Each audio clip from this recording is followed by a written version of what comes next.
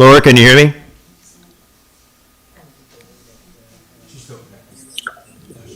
You on, Laura? I am here. Okay, can you see us? I can. Good, thanks. Hi. I'll stay on audio for now. I'm in my car. I'm on my way back to my office. We'll just wait another minute. There might be some more Zoom callers. I know Ed's going to try to call in and he's at one of the school meetings tonight, so he will just be calling in to listen, I think. And Jim's here. You're on. I know Maria said she couldn't make it. She's got back to school night for JPMS, I think. So as long as we have 4 people, if we got Ed, which we do, he'll be Zooming in, then that's enough to go. So just another minute or so.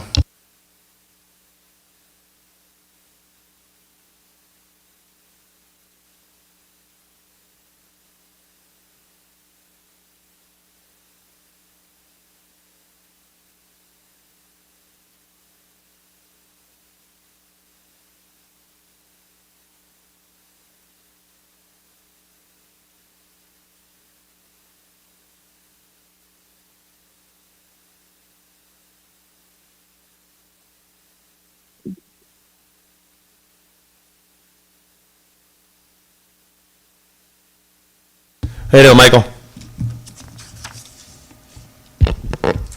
Can you hear?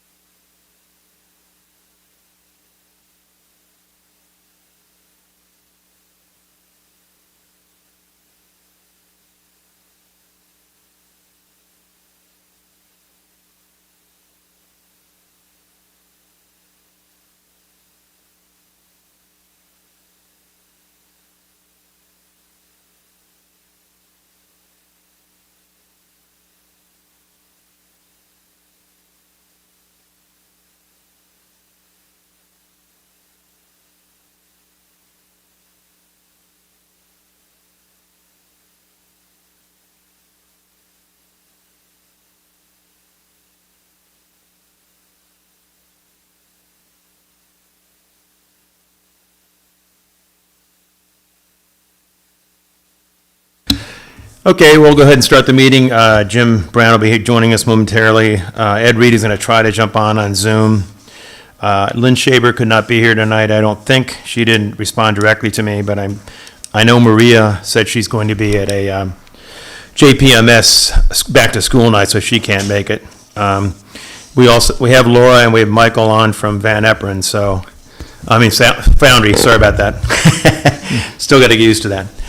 Anyway, since we have 2 folks who want to speak from the PASC, maybe we'll jump right into the community center issue first. We were going to do an update for that. If you have something you want to say on that, that's great. Go ahead. Thanks. I'm Claire Gunster Kirby. I'm with the Poolsville Seniors, and I'm your liaison, actually, to Fair Access Committee. And I have some for the community center, and I have just a little handout for you to look at. This is the Good Hope Community Center, and this is something we're going to do when we talk to the county. We're going to talk to them about this being the better fit for us as a community, we feel. It's a 14,000 square foot facility.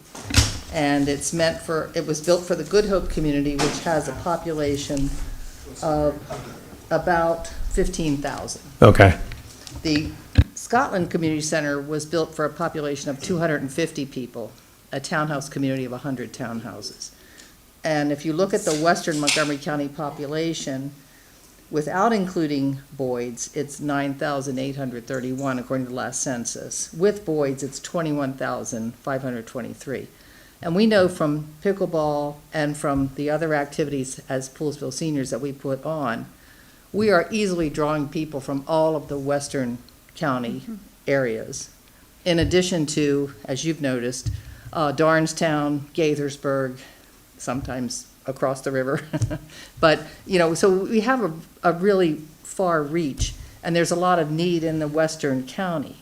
And one of the things one of the things we know we're going to stress with the county when we meet with them is the fact that this will be a regional community center, and that along with that, we see the need, and you all discuss this, I think, in your meetings, for transportation to circulate around so that we can draw people from these outlying communities into our center for these really marvelous activities once the center is up and running.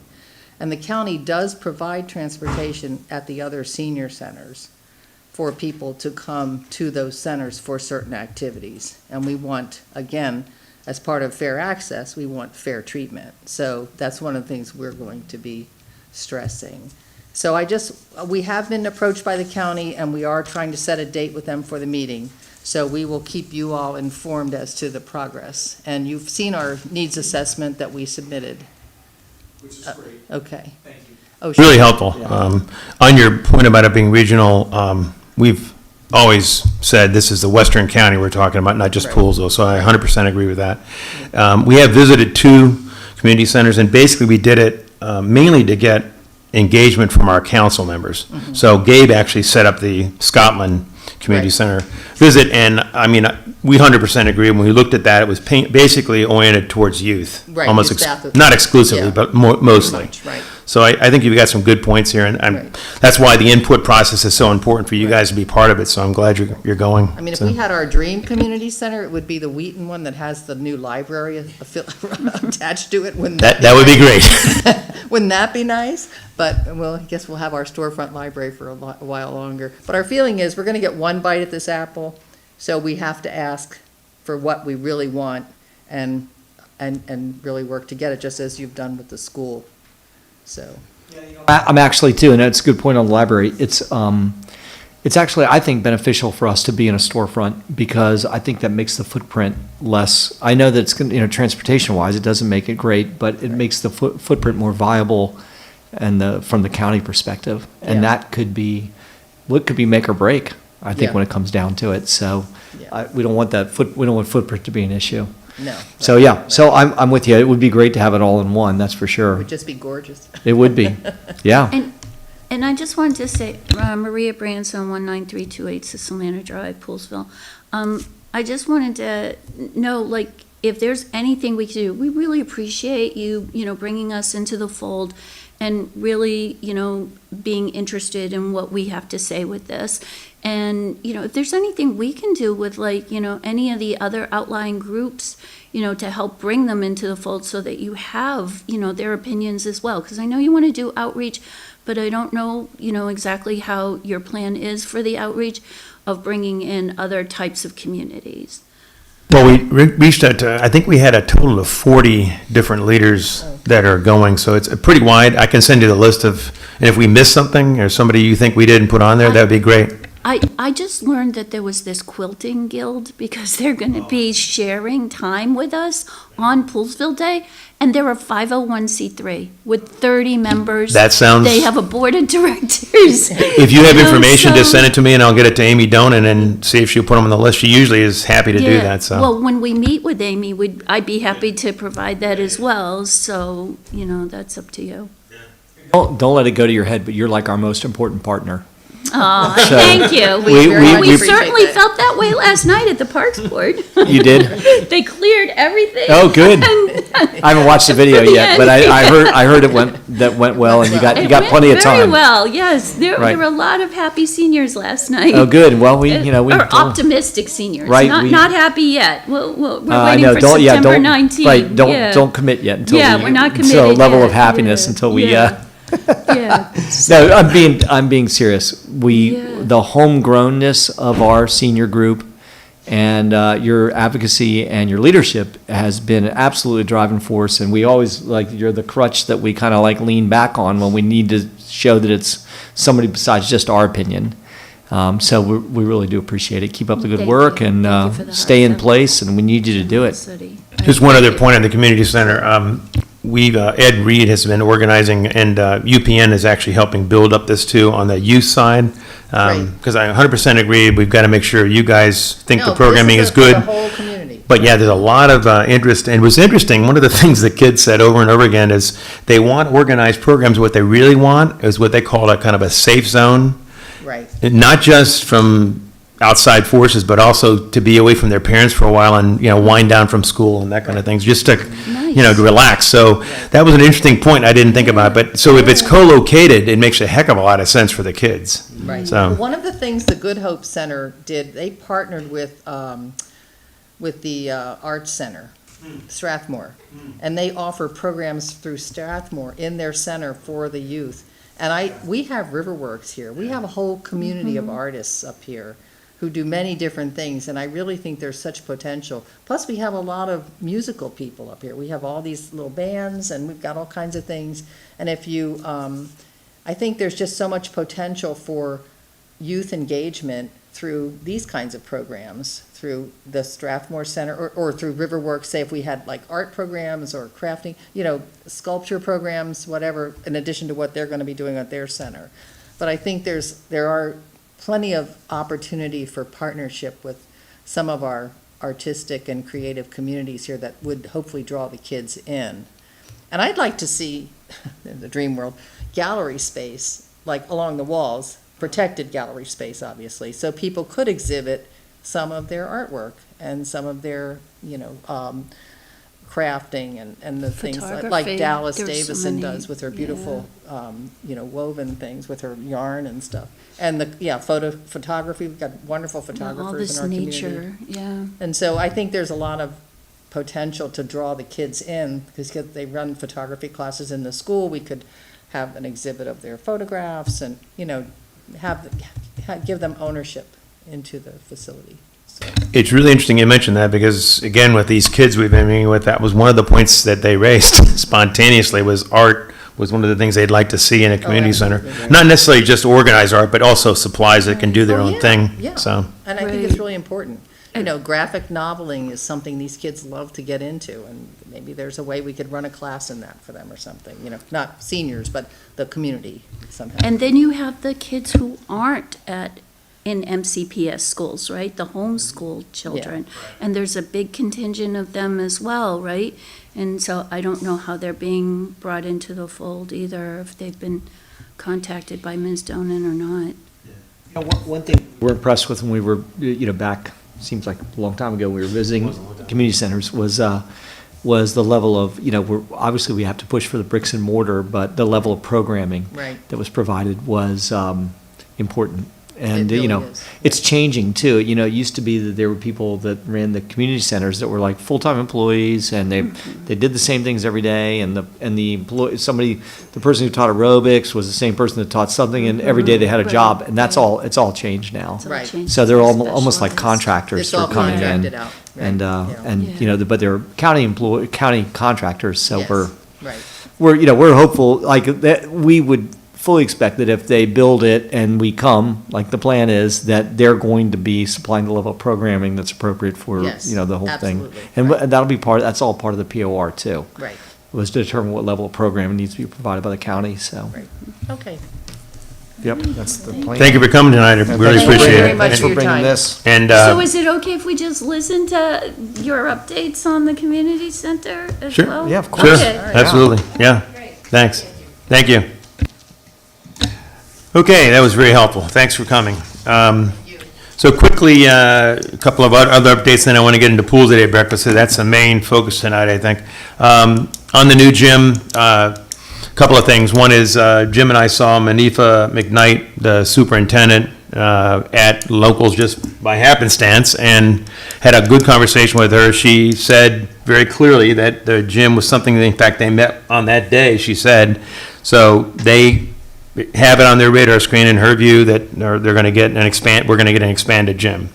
We don't have the details. I mean, the one thing that I am still not satisfied with is the level of sharing we've gotten so far from MCPS has not been what it should be.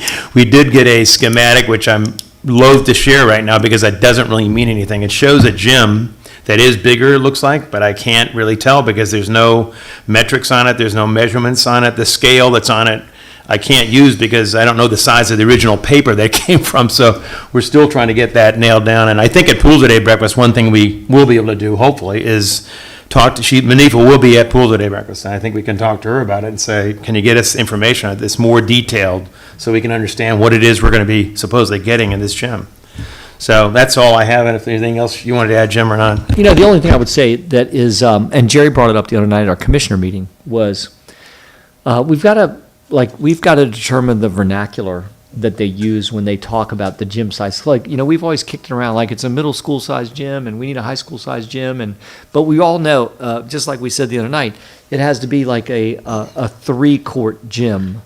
And somehow, like from Seth or somebody else that's paying it, that's part of this, we've got to like get into like figure out what that vocabulary is, because that, in essence, as Jerry said the other night, it's like we're talking about square footage. Square footage doesn't really relate. Square footage minus bleachers or plus bleachers doesn't relate. Is it going to be a 3-gym place, which we know then yields all the square footage, the bleachers, the full size gym that the not just the court, because the courts are all going to be MCPS, high school regulation courts. So we really need to know what is the rest. How do we term that? So hopefully we can figure that out. We never know. Well, we're going to have, she's going to be there, but so is Mark Carruthers, so I think we'll have plenty of time to hopefully corner them on that and try to get more information, because, obviously the community deserves it too. It's not just about MCPS or the school system, so. Update on White's Ferry, is there anything we should talk about there? I will mention that Chris Conklin, who's a Department of Transportation Director for the county, and Jim and I and some other folks, including Andrew Friedson and David Frazier Hidalgo, had a conference call some weeks ago. Chris has had a meeting with Libby Devlin, the Virginia landowner, talking about easements potentially. There's nothing firm yet, but it was apparently a good meeting. We found out from Libby that she was pleased with it, I think. We also talked to Chris by email since then, and he is planning to go back to her he wants to develop a plan before he does it with her. I think he wants to outline, here's what we'd like to see. So I think there's progress, but it's unfortunately painfully slow. And we're going to get a little breathing room but the breathing room is only going to last for a certain amount of time. They have to, if they're trying to figure out like we're operating in the dark. We've put the parties together. We haven't, we know that there's no engagement from the Virginia side other than, have at it is pretty much what we were told, to have Maryland be able to negotiate something with Libby. But, I said, they should be thankful we're only distracted by Poolsville Day. And then once Poolsville Day is over, then we got to dig back into it, because if we don't keep the fire burning, I think we just kind of keep, it becomes low priority or not hot priority. Okay, so let's jump into the Pools Day breakfast. Hold on. Oh, Jerry, go ahead. Jerry? Sorry, buddy. Sorry to interrupt. I think.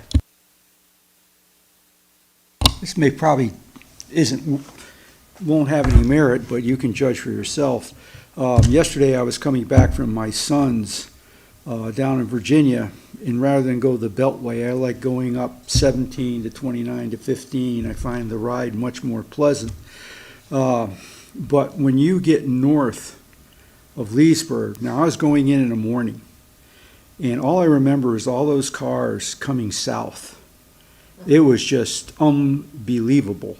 Now, has anybody done would it be worth asking the Virginia Department of Transportation if they have done a car count, a vehicle count of that road? Would that go any further to an argument that, you have this many people on, and I'm talking about these people were all the way up to Luckett's and beyond. It was just a solid line of traffic and tractor trailers. I don't know, if you had some sort of metrics to give them, or do they already know that and they're just, I don't know, Jerry. I'm sure, I can't imagine the DOT over there doesn't have numbers. Certainly the council members over there, in their expressions of what they're focused on. It's 15 and the traffic levels, so I don't know if they know exactly, but they do know they got to fix it. The problem is that when you took the traffic that's on the ferry, which, I've seen numbers all the way up to 800 to 1,000, but let's say it's 800. It's really, literally, it is to them a drop in the bucket in terms of what happens on 15. So getting their interest is really hard because the ferry, nobody over there on that side of the river. We've tried the Chamber of Commerce, we've tried, and the mayor's been helpful, but Leesburg, but she, obviously, it's not a focus for her either. The council members we've talked to, and we talked to several, including Caleb, who was here at our hearing.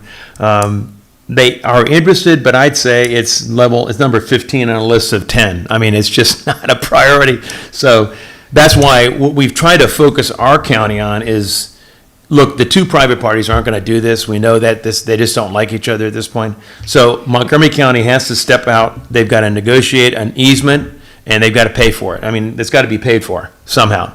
What about the governor, Maryland? Well, on the call, David Frazier Hidalgo said he reached out to him and they said point blank, we don't care.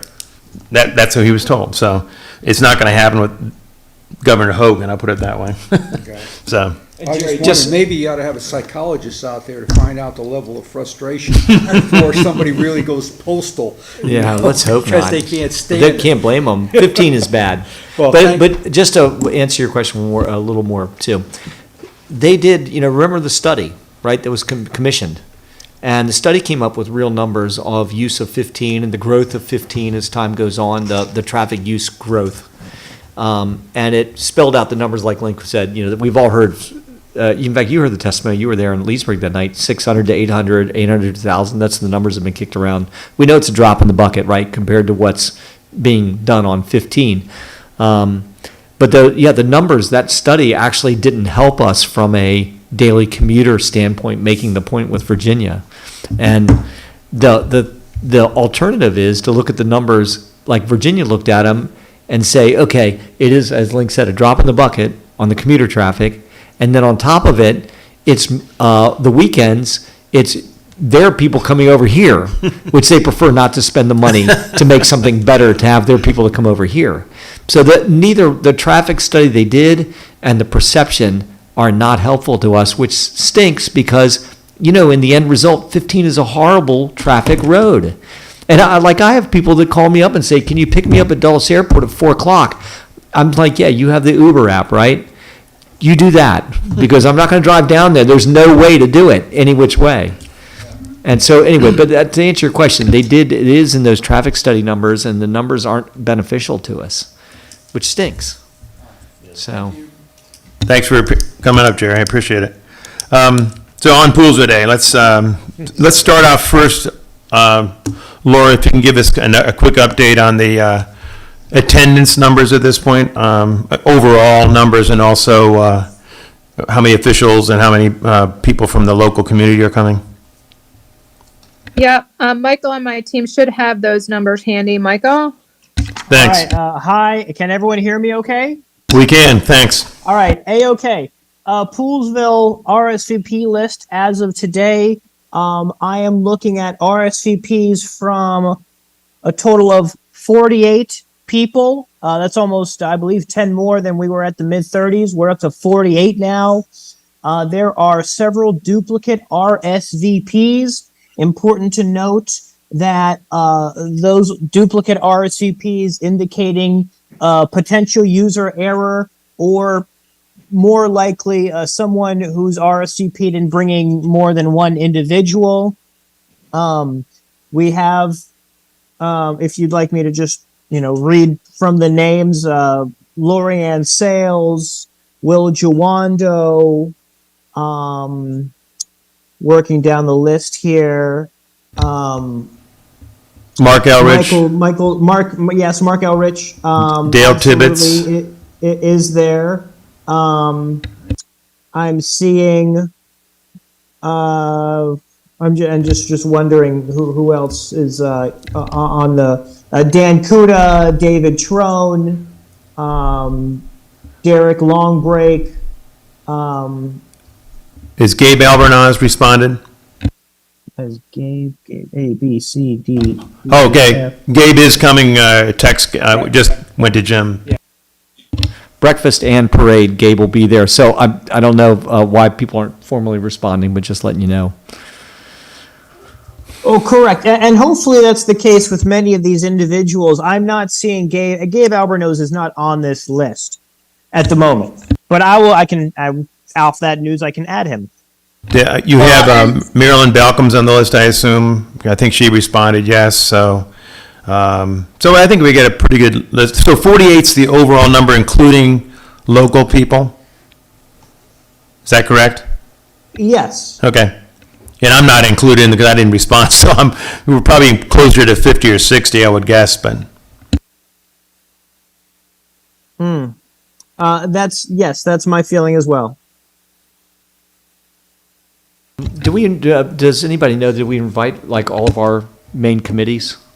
Planning Commission, Parks Board? I did not put them on the list, but if you wanted to, that would be okay. Well, how much food are we paying for? How many people? We paid for 100, so we could actually do up to 100 if we wanted I to. think we need to do that. Let's put our committees out there. They were asking, and it's probably a good teamwork thing to have those guys involved, especially if the numbers are showing up that virtually the 50 that are coming, we know that we've got 15 to 20 of the most important people in the state and Montgomery County coming, so it's good to have our other teammates exposed to it, I think.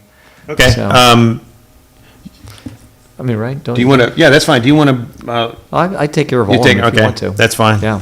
So we'll see if that helps. I think we have the delegation coming too, so that's David Frazier Hidalgo, Foley's coming, I would assume. I know Lily Key's coming. I don't know if they all signed up or not, but they're coming, so.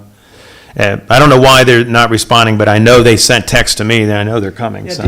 Did you see that? Can you look on your master list if the delegations, David Fraser Hidalgo, Linda Foley, Lily Chi, Brian Feldman, are those four on there?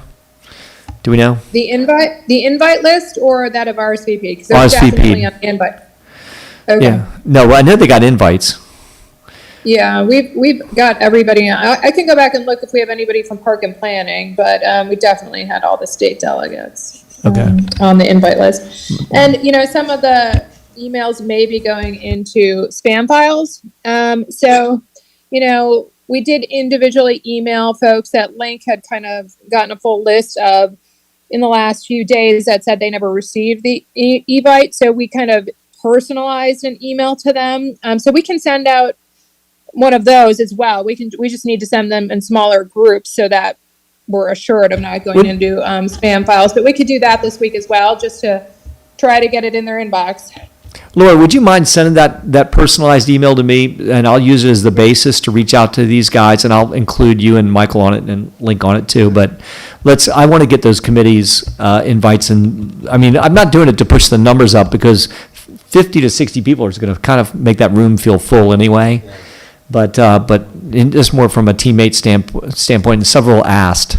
So if you could send that to me, then I'll use it to send out, and I'll include you guys if that's okay.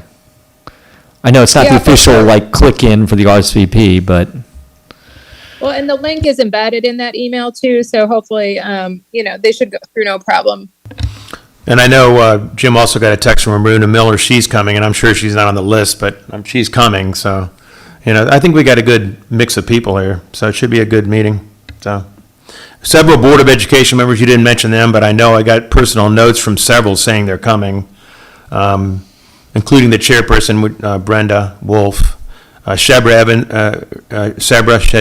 said she's coming. I have not heard from Carla Silvestri, but I haven't heard either from Scott Joftis. He asked me to be a friend on Facebook, and I PM'd him after that, but he hasn't responded. But and I did ping him, so hopefully maybe these people are going to come, and we just haven't heard yet. But so we got room for 100, so I think we'll be fine. But okay, that's good. Next, let's turn real quickly. I've got in an email I sent you guys a kind of a run of the show, so you have a sense of what we're trying to do that morning. On the morning of the actual 17th, it's 7:45 to 8:15 is when we'll gather and get name tags and that kind of thing. 8:15 to 8:30 is introduction and greetings, and then Jim will actually do a kind of a 5-minute introduction, introducing the public officials, and a few of them will be asked to give, brief greetings.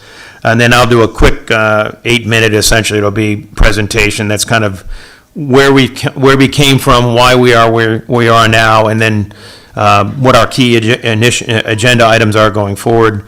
And then we'll have the celebratory video that you guys have done that just kind of highlights the high school and the success we had as a partnership, but then again, at the end says, hey, we still got a lot more work to do.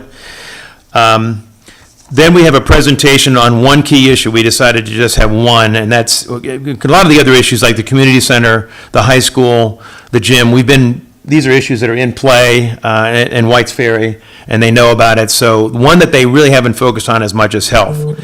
And WUMCO has an initiative now where they've hired a community health manager. She's done a great job of pulling together a number of programs, and she's going to give a brief presentation, about 8 minutes, on healthcare in the Western County and what the needs are, what WUMCO is focusing on. And she has a really good slide at the end saying, here's the 5 things I think the county could do. So it's, usually politicians will ask you, okay, you told me what the needs are, what should I do? Well, she's very specific, so hopefully this will ignite some interest on their part. And then the concluding thing is the awarding of the champion of the Western County Award, which only should take about 5 minutes. So we should be finished no later than 9:10, 9:15. And that'll give us 10 minutes or 15 minutes for photos, and 9:30, we should all be able to go, and if they want to go to the parade and so forth, that's it. So, anybody want to add to that? But that's the run of show as far as I have it at this point. Before, one question. So just Laura and Michael, I assume you guys are doing you've arranged for the professional photography and the video for that aspect of it, because we're going to use all of their words against them for the next year when we interview them. But we agreed on that the last meeting, right? That we're set up for that? So we will actually shoot the video. So Michael has the capability to do that. And then we agreed in talking with Link that I'll take some of the photos at the breakfast, if you're okay with that, and get the marquee shot at the very end there of the whole group, if that works. Do we agree we're not going to hire a professional photographer to come in and do it? I don't know how much it is, Laura, but if it's only $500, I'm not against it. Do you think that's needed? Well, I don't think we're going to end up not probably doing fans, because the people are, they've started jacking the numbers up on them just into the range that you had. Yeah. So, I wouldn't mind, Laura, if you thought that it would be better to have like a Hillary Schwab, or have somebody that could come in and take, professional photos. It might be more beneficial for us, because these are like our partner shots for the next year, is having these guys and having the big picture turn out with good lighting and things like that. So do you mind if do you want to approach Hillary, or do you mind if we do that? But I think it'd probably be better if we did have somebody really taking professional photos. Not that you don't do a great job, because you do. Yeah, whatever your preference is. Either way. Well, do you have a relationship with Hillary at least?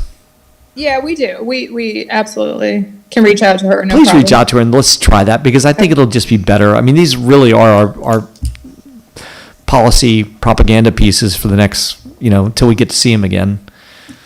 Okay. Good. In terms of the room itself that day, we've got 5 posters that we are putting together. Michael's actually working on that. They're going to be all around the room on easels. One of them is a kind of our agenda, kind of the last slide I've got, which just kind of restating it. One is a nice picture of the school, the VMDO overview picture, which is nice. One is just, I went down to White's Ferry and took a picture of White's Ferry with the close sign, and that's just going to be sticking in their face, so we don't have to say a word, it's going to be there. So basically, we're going to have nice posters around that'll kind of remind them of some of our key issues. The night before, which is the Friday, I think at this point, they're going to let us in at 6. We can go into the elementary school and actually set up, so I'm going to bring we've got a banner that we put on the wall. We'll put up the posters and all that kind of thing. They said we will have a sound system and a mic and a podium, so we'll get that set up. They're supposed to have a cart too, Laura, for you guys with the PC on that morning. And in terms of the presentations, you've got mine that you're working on to make it a little more pretty, and then we've got the video already done. And the one from the healthcare presentation, they're still working on that, but it should be done no later than probably this Friday, so you'll have all of them on your computer and ready to go. So I think that's all we need to do on that front. Again, on the day of, we're gonna have to set up a check-in table with, like we did last year with, name tags, which I assume you guys are gonna handle that part. Do you need help at the setup table, and the check-in table? Yeah, Yeah, we'll be good. We'll have name tags for folks that have RSVP'd and then some blanks, because we always know folks don't always RSVP, so we'll be good with that. okay, And then we shouldn't have a problem then manning the AV as well. You know, we'll bring our laptop if that's okay. And Kevin, No. if you don't, I know you're really busy, Kevin, but, just, you know, we're capable of running the AV. But if Okay. we needed any troubleshooting, we could probably use a little backup. I'm not sure Michael and I are the absolute most techie people out there, but we certainly can run the PowerPoints, yours as well as, is it Wumco's, you know, and Okay. then the video. that's fine. That morning, on Saturday morning, it's gonna open, the caterer wants to get there at 6:15, so I've talked to the custodian, and they'll be ready to let us in at that point, so we should have plenty of time to get all the food in. They made, I think the night before, we can hopefully set up the chairs. The chairs are actually in there, that we're using the school's chairs, they're bringing the tables. We're gonna have black and gold as a theme, just to highlight the school. So there will be black tablecloths on the food tables and gold on all of the round tables where people are sitting. The only thing we don't have, and I've been working hard on this, but I just can't think of anything else, is the, as a centerpiece. And one of the ideas I came up with was try to get old bricks from the high school, but apparently there's some kind of environmental issue. You can't take the bricks, so you can't use that. The one thing we could do, and we tried to do it, was they had some really nice handouts at the groundbreaking with a little cinder block and a gold shovel in it. I got 4 of those. Maybe I No, don't know. there's more. So maybe, I don't know how many total tables we're gonna have. Do we We're know? going to have probably 11, so. Oh, we got plenty. I know we have more than enough to be able to at least put one on every table. We can be our centerpiece. Okay, that'd be And then nice. people can take them. Yeah. What about new bricks? Instead of the old bricks? Well, we could actually do that. I'll ask them about that. Yeah, that's not a bad idea. I'll ask them about I that. got bricks at work. Yeah, okay.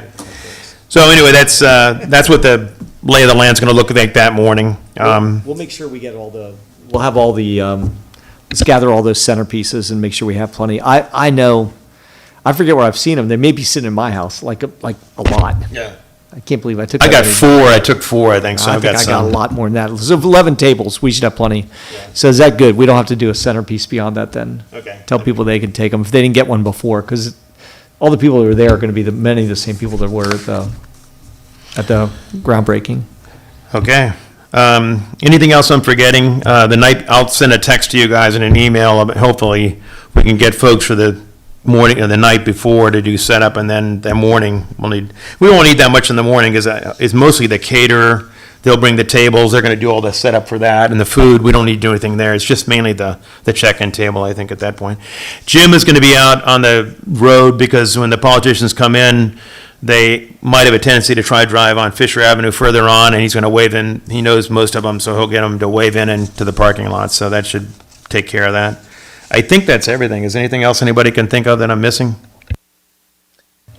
Just, go ahead. Well, the banners, I know there are 3 banners that usually are at Town Hall that we'd want to set up, at least one for in front of, you know, the group of, for the photo at the end. Yeah. Yeah, I'll put it on the And wall then like we did usually- last time. And I don't know if any Fair Access Committee members or commissioners are going to walk in the parade with one of those banners, and then the other banner, I think, goes over to the booth, one of them, or a couple of them. Right, yeah, they're over here in the closet, so I'll make sure we get those, so.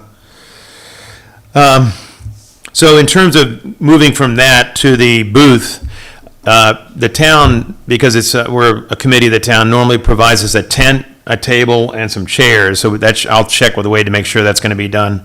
If it's not, I have a tent, and it's not a problem to get all that done, but, so we'll have that. What I was thinking, we don't have the fans. We tried to do fans, and they're just way too expensive. Jim looked into some options, and I think there's just no way to do it. $4,500 for 2,500 fans. I mean, they're great handouts, but it's just from my standpoint, just way too expensive. So instead, we're going to have handout that's going to be basically what our agenda is, and at the booth, we're going to have that, plus a sign-up sheet for people who want to be on the email list for Fair Access Committee and get notices and so forth. And we'll have the 5 posters around there, so they can actually see the school and all that kind of thing. The main thing is going to be answering questions, and I'm sure you're going to get questions about the gym and other things that morning, and we're going to need people, I can't be there in the morning because I'm going to be over at the health fair. There's a health fair here in the town hall, but I'll take the last shift, which is basically 2 to 4, but if we can get folks in the morning and then from like 1:30 to 2:30, that would be great. So I'll send out a note, and we can hopefully, just need 1 person or 2 people, that's all, to demand the booth. So Laura, in terms of that morning, I'm going to be going up, I have to announce at 10 o'clock, so I won't have to leave right after the breakfast is over. Can we make sure the posters are, that kind of thing are taken up to the booth? Sure, Okay, no problem. that'd be great. So I think that's all for the booth. I don't think there's anything else we need to do there. I'll send out, like I said, a note for signups and so forth, so. Will the easels go as well then, Link, or, because I think the school is loaning you those, or are those town hall easels, do we know? I don't, I'll check into that. You got 3, right? Yeah, exactly, so. Okay, so we need 2 more Just need then. to get those, yeah, we'll just need to get those back from you then. Okay, No, yeah. not a big deal. Yeah, okay, I'll look into that, but we'll do something to make sure they're up there. I think that's basically it. Anything else in the Poolsville Day itself that I'm missing? Jim or Adam?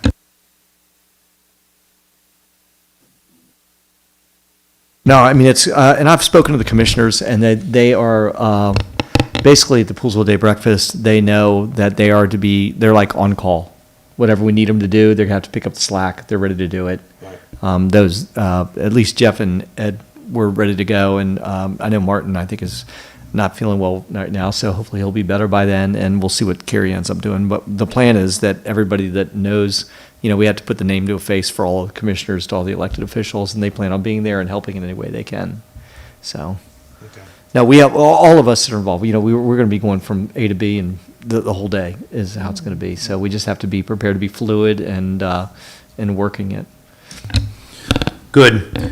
One thing about the healthcare presentation, I've been helping them work on it, and one of the things we're trying to do, and I think you guys will find this interesting, is that we've been trying to get data on 2 pieces of the puzzle that people don't think about much from our area. One is the amount of poverty in the Western County.